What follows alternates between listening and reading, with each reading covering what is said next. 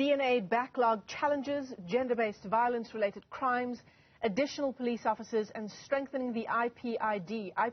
These are just some of the key priorities identified by the Police Ministry in terms of budget allocations. Police Minister Bheki Cele tabled his budget vote in Parliament yesterday. Cele joins us now for more on the key priorities. Minister, it's great to have you with us this morning because there are so many issues we'd like to unpack with you. Shall we begin with DNA backlog challenges? The urgent turnaround strategy was presented to the Portfolio Committee on Police in Parliament, I believe it was in August of last year. You yourself, Minister, said in March of this year that you needed or you were aiming to clear that backlog in 6 months' time. That deadline is in September. What update can you give us this morning? Good morning. Good morning to Michelle and the listenership.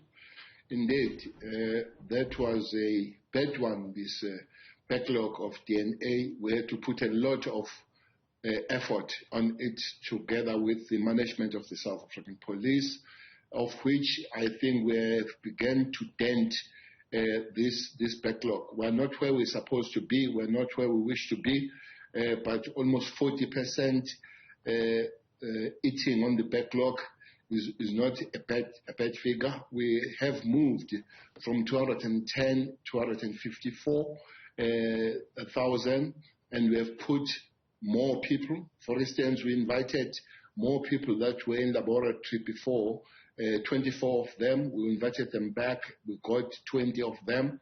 We have put more money in terms of the overtime, so that instead of 8 hours, we're doing 16 hours. Wanted to do 24 hours, and machines are made for 16 hours.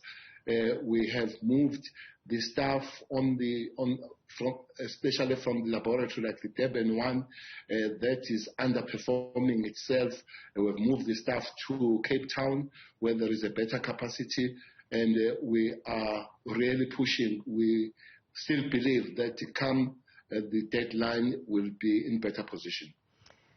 And of course, Minister, for the sake of our viewers, we know why this is so important to get on track insofar as our DNA testing is concerned. Because it means that in various cases, be it murder, be it gender-based violence-related cases, it means that justice can be served more swiftly. Indeed, it is so, Michelle. We're also working with the NPA of trying to move quicker and faster on those cases that they've made a priority, that they are ready for court, except the DNA. So that is not the DNA that is delaying that. But it's true.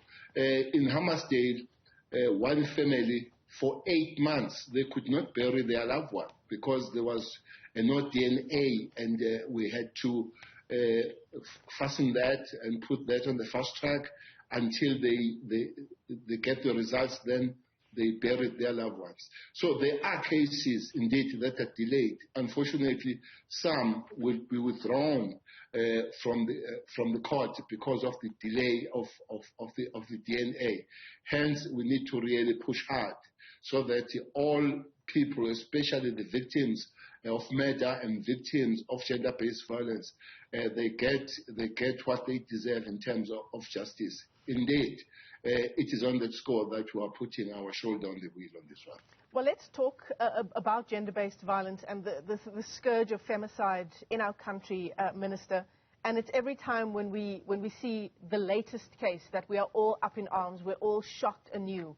But we know that this is a challenge that South Africa faces on a daily basis with the number of women who are murdered by their intimate partners. In terms of your department's budget allocations, how are you once again going to be increasing your focus on this sector of our country? This is a tricky one, Michelle. We have put a serious budget on the gender-based violence. We have put 1.3 billion as the equity budget, where the special units like the FCS and the things like background samples and the stations will be funded so that we don't run short of those things. But more than that, we've put 100 million extra on the top 30 stations around the country. 4 provinces got a lion's share. That is your Western Cape, Eastern Cape, KZN, and Gauteng. That is put at the station level so that at no day, at no time, things like the Bakal kits are running short, but also to train more people. We have trained almost 92,000 people now, and almost all stations have gender-based violence, so that when people they go as victims, they don't get the second trouble at the police station, a second victimization, because the police do not understand how serious it is to be a gender-based violence. Having said so, Michelle, last quarter, which was between October and December last year, 3 months, 11,000 women were raped in South Africa.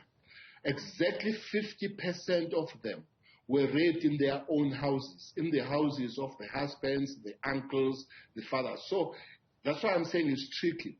Why police will have to really put more in the justice system, but families and communities will have to really help us on these matters, because a lot of it happens in the houses where women are supposed to be saved, on the hands of the people that are supposed to be safe, like fathers and uncles, boyfriends, husbands. So it's a situation that while the law enforcement reacts, but a lot of education needs to go to it too. Yeah. Minister, you talk about recruitment being a big part of the plans that you have for your department for the year ahead. There are 2 questions I want to ask you on the issue of recruitment. The one is around the mass shootings that we've seen in Khayelitsha over the past couple of years. In fact, 9 mass shootings have happened in that particular area in Cape Town since 2020.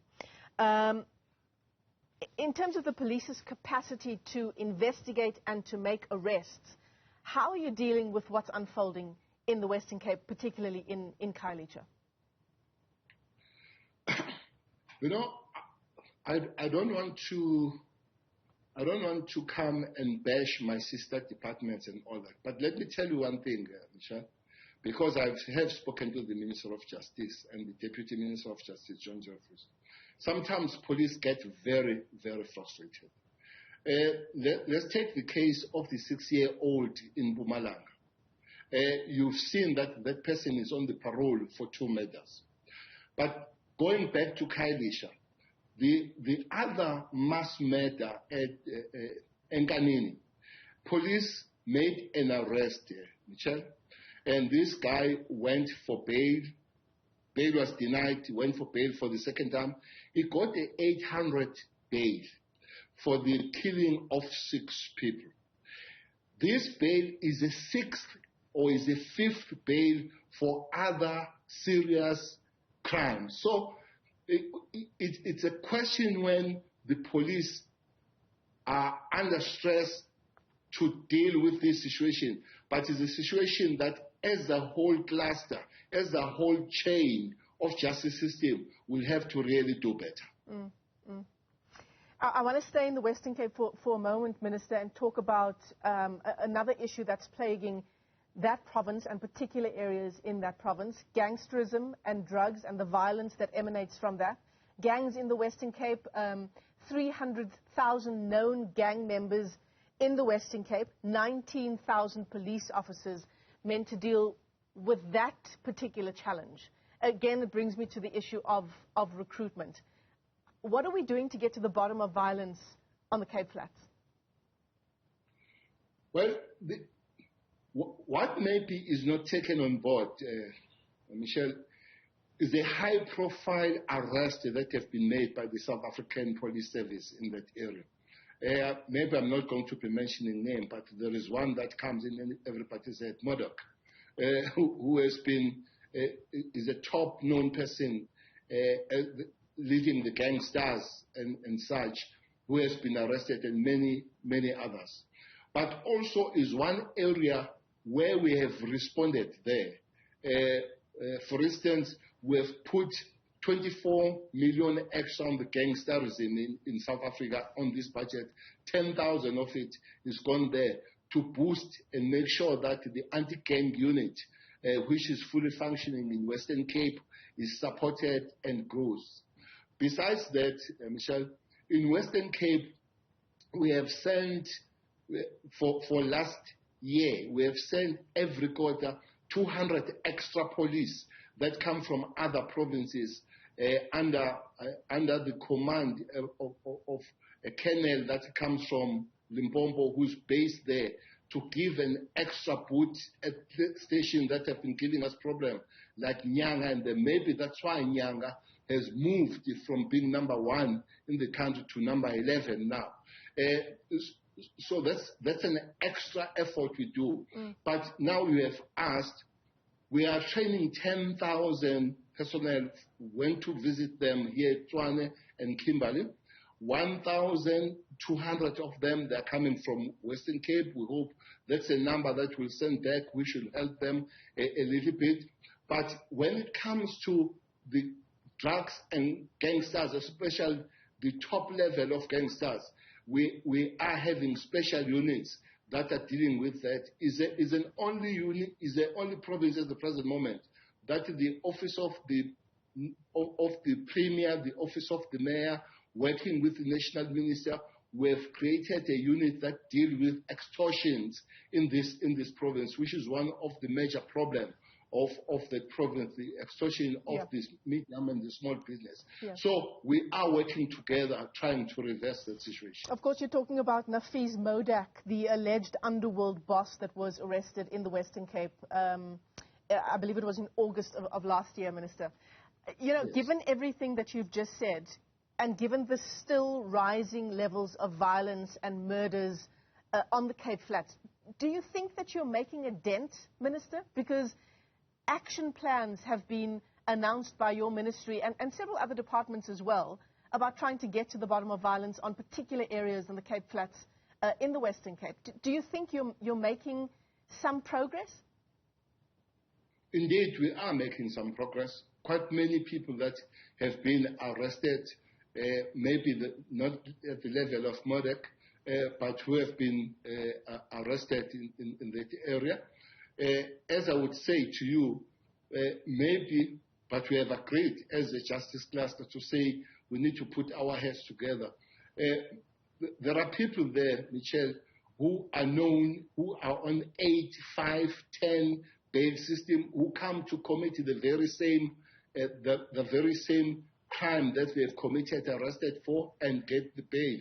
So it's a situation when I say that would definitely frustrate the police to arrest you 5 times and look at the bail 5 times. But that's not for us to come and complain. It's for us as a chain, as a cluster, to work on those things. But indeed, by the way, Western Cape, with the high density, with the high level of crime, is one area where we begin to see the green colors increasing in terms of dealing with those crimes. The stations that have been really known, the stations like your Delft, the stations like your Nyanga, Langa, beginning to have some impact. If we sit down and we look at it, indeed, the crime rate is very high, but also the impact is beginning to show in Western Cape.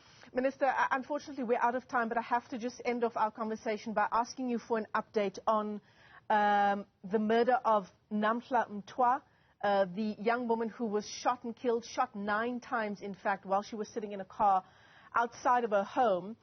Eastern Cape businessman Major Mfesane Bheki Cele has denied his own involvement in her murder.